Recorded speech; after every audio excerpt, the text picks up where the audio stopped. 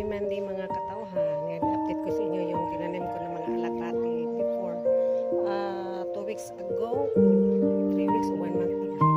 Napakita ko sa inyo update ko kasi nag-arrange ako ng mga halaman ko dito sa rooftop. Tapos i-separate ko yung mga yung mga alagbati ko para may makapangan naman sila. Ito ng mga alagbati ko. Ilipat ko dito. Ayan. At saka may ako, kamuti tops. Mga isang linggo pa ito. At may ginger pa ako. Sa ginger din ito. Ayan. Tapos, dito ko kasi nilipat noon yung mga alagbati ko dito banda. Ayan, dito siya. Tapos kinuha ko, transfer ko dito. Tapos pinalitan ko ng mga ibang plants ko. Ayan. Tapos, ito yung mga tinangko ko. Ito. Nabuhay na din sila. 2 pot. Itong isa. 2 pot. Kasi ito last ko kasi na ko dito, na stick ko dito sa tiris na hindi sila naanuhan ng ng init.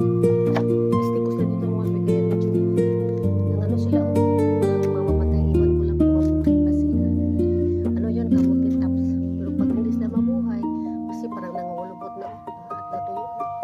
Palitan ko na lang sila ng bago. Ito yung sili ko na sili labuyo. Yung maliliit ba na maliliit.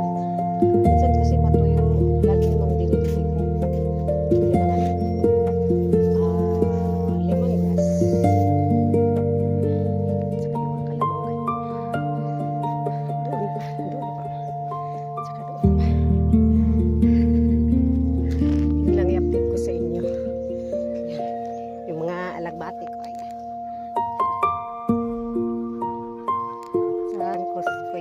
Itasan ko yan para mas lalo silang lumalabong ba. Yung dumadami yung nila pag pinipitas-pitasan yung dulo nila. Ayan. Tapos may ko dito, may 2 plants ako dito na yung money tree ko na dito. Money plant pa na siya, money tree plant. May isa, tumubo din siya sa pot ng bougainvillea, yung pinabab ko.